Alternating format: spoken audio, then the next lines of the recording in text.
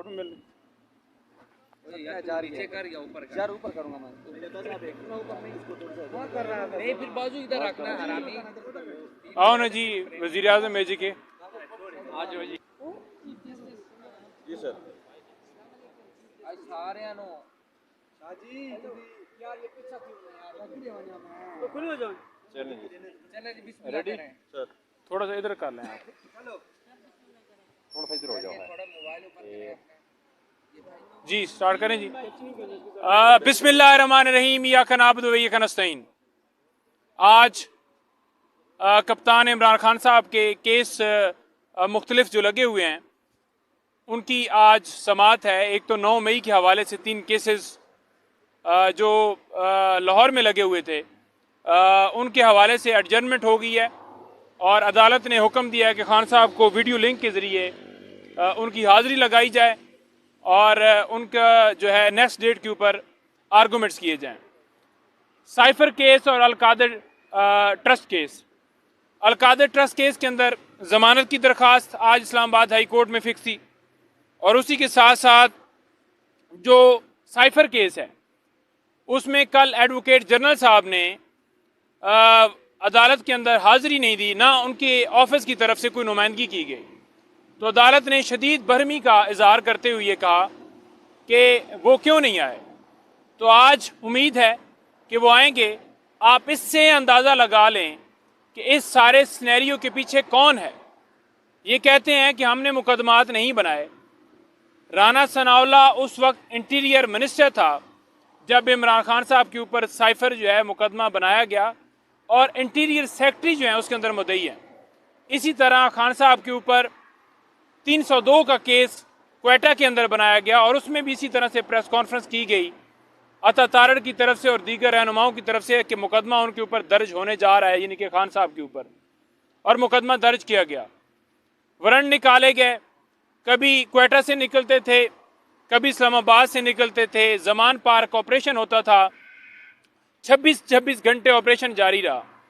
और ये आपके सामने सारी सूरत हाल इसलिए रख रहा हूँ कि जो टीवी चैनल्स के ऊपर बैठ के ये झूठ बोलते हैं कि केसेस उन्होंने नहीं बनाए, इन्होंने ही केसेस बनाए हैं और इनकी कस्टडी के अंदर खान साहब आज जेल में हैं। और इनकी जो है वो खदशात का जो हम इजहार करते हैं इमरान खान साहब की जान के हवाले से, इसी वजह से करते हैं कि राना सनाउल्लाह ने इससे पहले इमरान खान साहब ने उसके ऊपर FIR दर्ज करने के लिए राना सनाउल्लाह के ऊपर एप्लीकेशन दी थी जब वजीराबाद हमला हुआ था, लेकिन FIR दर्ज नहीं हुई आज तक। और वो बार बार टीवी चैनल्स के ऊपर बार बार मुख्तलिफ जगहों के ऊपर वो धमकियां देता है कि इस फितने को ख़त्म किया जाए। कोई कहता है जी, वो मरीम औरंगज़ेब कहती है जी सर कलम किया जाए। शर्म नहीं आती उसको ऐसी ज़ुबान इस्तेमाल करती और उनके लीडरान उनको कुछ भी नहीं कह रहे। कल 22 AB फाइल जो है वो कर दी गई है जिसमें मुकदमा दर्ज करने के लिए राना सनाउल्लाह के ऊपर एप्लीकेशन इस्लामाबाद डिस्ट्रिक्ट कोर्ट में मैंने अपनी तरफ से दे दी है कि इसके ऊपर मुकदमा दर्ज किया जाए और इसे गिरफ्तार किया जाए। तो जी उसके हवाले से मैं बताना चाहूँगा कि ये सबसे पहले तो मैं कौम को मुबारकबाद देता हूँ कि अल्लाह ताला हक है और आज जो खान साहब या ये पूरी कौम कह रही थी वो सारी चीज़ें इस ख़त के ज़रिए जो है इंडोर्स हो गई हैं, तस्दीक हो गई है, मोहर लग गई है कि किस तरह एजेंसियाँ किस तरह प्रेशराइज करती थी जजेस को, किस तरह लोगों को अगवा किया जाता था, प्रेस कॉन्फ्रेंस करवाई जाती थी।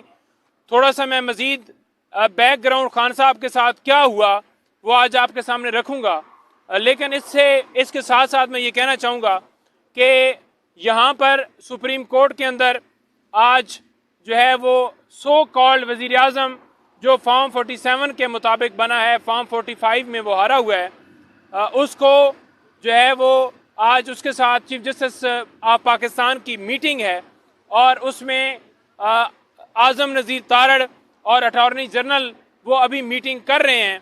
देखें ये एक बहुत ही बड़ा लम्हा फ़िक्रिया है कि वो बंदा जो अवाम ने जिसको रिजेक्ट कर दिया है, जो अवाम की ताकत से आई नहीं है, उसको जिस तरह से डील करके बनाया गया है, तो उसके साथ चीफ जस्टिस की मीटिंग करना ये बहुत ही बड़ा सवालिया निशान है। हम आज जो है कोर कमेटी का इजलास जो है हमने तलब कर लिया है। 4 बजे हमारा कोर कमेटी का इजलास जो है वो तलब हो चुका है। हम इसके ऊपर लाएअमल बना रहे हैं। ये ख़त का मामला कोर कमेटी में आज रखा जाएगा। ख़त के हवाले से पाकिस्तान तहरीक इंसाफ का लाएअमल जो है मज़ीद मुअस्सर तरीके से आज आपको सामने आ जाएगा। प्रेस कॉन्फ्रेंस या मौक़िफ़ पाकिस्तान तहरीक इंसाफ का अलामी के ज़रिए या प्रेस कॉन्फ्रेंस के ज़रिए आपने देख लिया कि हम 6 जजेस के साथ खड़े हैं। हम अदलिया की आज़ादी के ऊपर बिलीव करने वाले हैं। हम अपने इदारों को आज़ाद करवाने के हवाले से उनके साथ खड़े हैं। यहाँ पर जो यरगमाल बनाया गया उसको खात्मे के लिए अब पूरे पाकिस्तान को निकलना होगा।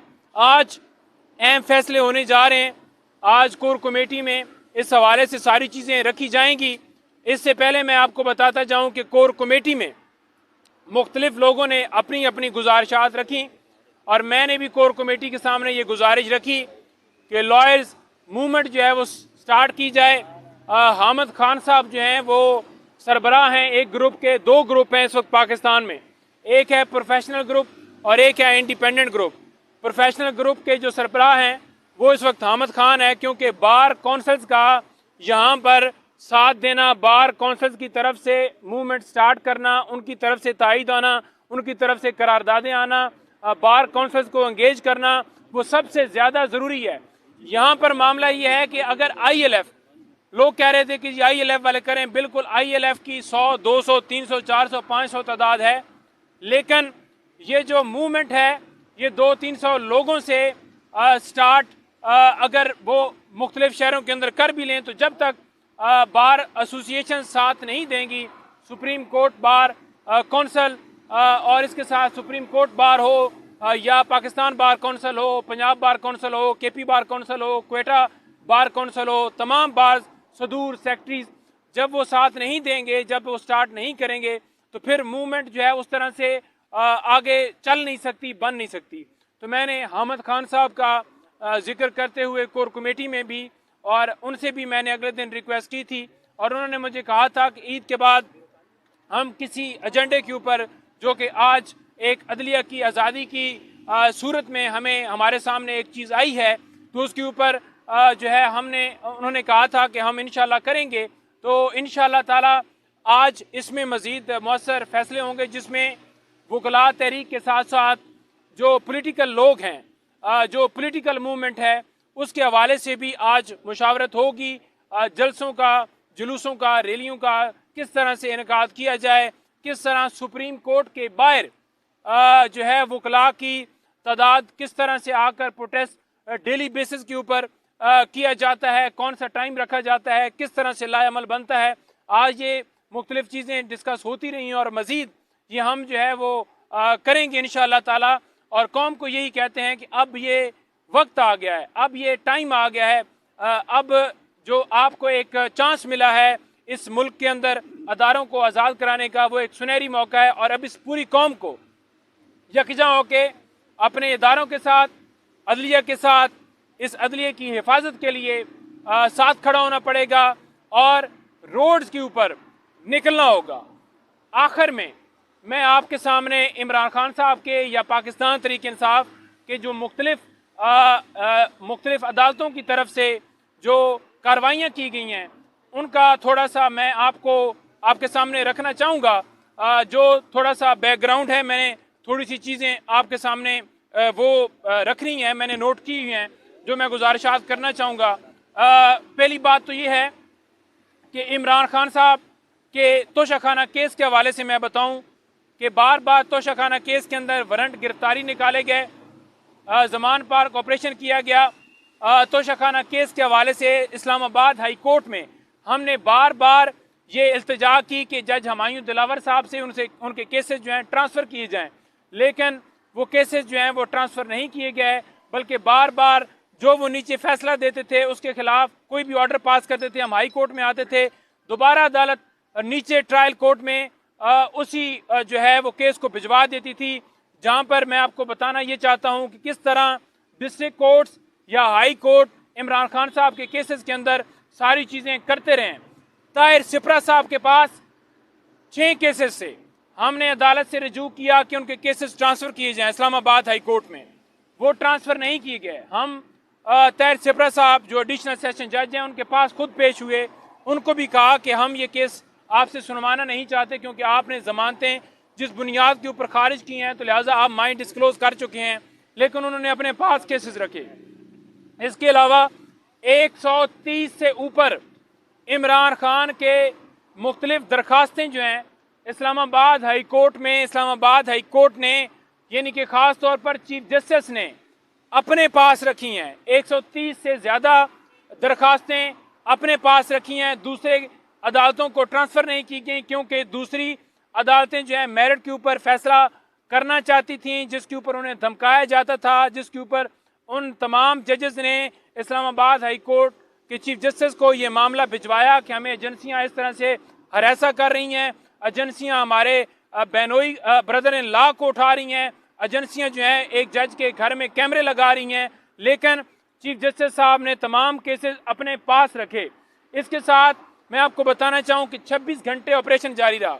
आमर फारूक साहब ने भी उन वारंट्स को कैंसिल नहीं किया। 26 घंटे लोगों के ऊपर जुल्म सितम होता रहा, जुल्म जबर होता रहा, खवातीन के ऊपर शेलिंग की गई, डंडे बरसाए गए और डिस्ट्रिक्ट कोर्ट के अंदर जो अदालत थी जिसने वारंट निकाले थे उसने भी वापस नहीं लिए। खान साहब श्योरिटी देते रहे कि मैं आने के लिए तैयार हूँ। साथ में ये भी कहूँगा कि नवाज शरीफ के बाहर बैठे हुए उसे ज़मानत भी मिल जाती है, उसके घर कोई ऑपरेशन नहीं होता, चाहे यूसुफ रज़ा गिलानी का बेटा हो, वही अदालत है, वही वहाँ पर केस रिगिंग के हवाले से था कि जो वो पकड़ा गया था पैसे देते हुए, उसके ऊपर कोई ऑपरेशन नहीं किया गया, टारगेट सिर्फ इमरान खान थे। इसके अलावा मैं आपको बताना चाहूँगा कि खान साहब की सिक्योरिटी के हवाले से हम बार बार दरखास्तें जो हैं इस्लामाबाद हाई कोर्ट के सामने रखते गए, लेकिन इस्लामाबाद हाई कोर्ट ने नहीं आर्डर किया। खान साहब अपनी सिक्योरिटी के अंदर मुख्तलिफ अदालतों में पेश होते रहे और आज तक उसके ऊपर फैसला नहीं हुआ। 9 मई को इमरान खान साहब को मजबूर किया गया कि वो उस कमरे के अंदर जाएं जहां से उनको अगवा किया गया। ये प्री प्लान था। मैं आपको कहना चाहता हूं कि मैं खान साहब के साथ था। वकला के ऊपर डंडे बरसाए गए, वकला के ऊपर जो है जहर फेंका गया, आंखों के अंदर इस तरह का मटेरियल फेंका गया कि वो नजर ना आए और खान साहब को वहां से अगवा किया गया। मैं अदालत के अंदर जाकर पेश हुआ और वकील पेश हुए। हमने ये इस्तदा की कि खान साहब की हाजिरी कोर्ट के अंदर लगाई जा सकती है। गेट पर खान साहब व्हील चेयर के ऊपर थे। खान साहब को मजबूर किया गया कि वो उधर जाएं। यहाँ पर बायोमेट्रिक के लिए अमला हाई कोर्ट का पहुंच जाता है एयरपोर्ट के ऊपर, लेकिन खान साहब को मजबूर किया गया और कमरे के अंदर से अगवा किया गया। ये सोची समझी साजिश थी। सारा दिन हम अदालत के अंदर खड़े रहे। रात को 10 बजे चीफ साहब कहते हैं कि ये कानूनी ऑर्डर है। उसके साथ साथ मैं आपको बताना चाहूँगा कि तोशाखाना केस के अंदर जो हमने दरख्वास्त दी थी कि खान साहब की दरखास्तें जो हैं, दरख्वास्त जो है वो वापस लेने की इजाज़त दी जाए, वो दरख्वास्त वापस हो जाती तो कभी भी ये ना होता जो खान साहब को तोशाखाना केस के अंदर गिरफ्तार किया गया है। व्हाट्सएप के ऊपर आर्डर के ज़रिए इमरान खान साहब को तोशाखाना केस में लाहौर में उनके घर में घुस के बेडरूम के दरवाजे तोड़कर उनकी बीवी के साथ बदतमीज़ी करके उनके साथ बदतमीज़ी करके खान साहब को वहाँ से अगवा किया गया।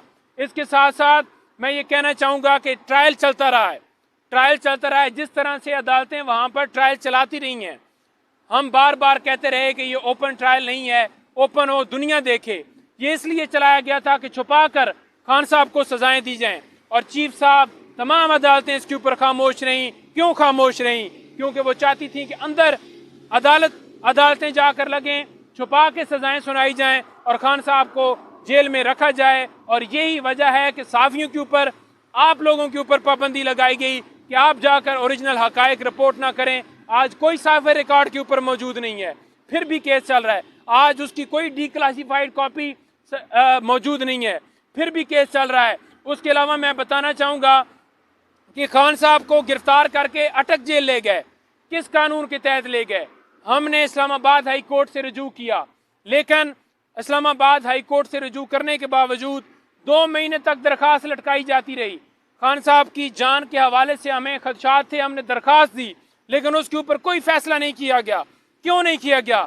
ये सारी चीज़ें मैं आपके सामने ये गिनवा रहा हूँ कि खान साहब के साथ या पाकिस्तान तहरीक इंसाफ के रहनुमाओं के साथ क्या क्या जुल्म जबर किया गया अदालतों की तरफ से, जिसकी कड़ियाँ इस 6 जजेस के लेटर के साथ किस तरह मिलती हैं और किस तरह मोर साबित करती हैं, वो आपके सामने मैं सारी चीज़ें रख रहा हूँ।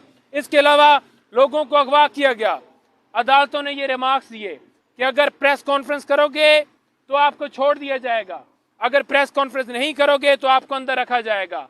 लोगों के घरों में छापे मारे गए, लोगों के घरों में उनकी बीवियों के बेडरूम तक घुस के उनको गिरफ्तार किया गया। क्यों नहीं उसके ऊपर एक्शन हुआ? क्योंकि ऊपर से एजेंसियां प्रेशराइज करती थीं, वो कहती थीं कि किसी सूरत आपने इनके केसेस नहीं सुने। अगवा होने का उनको पता था जजेस को, लेकिन वो बोल नहीं रहे थे। क्यों नहीं बोल रहे थे? क्योंकि वो ओपनली बाहर आकर नहीं कर रहे थे कि एक जज के साथ कुछ जाती होती है तो उसके साथ कोई खड़ा नहीं होता। आपके सामने है कि लास्ट टाइम ये रिसेंटली सुप्रीम कोर्ट के जज को जिस तरह से निकाला गया, उन्होंने इंटरनल तौर पर चीफ जस्टिस साहब को आगाह किया, लेकिन चीफ जस्टिस साहब ने उसके ऊपर खामोशी जाहिर की।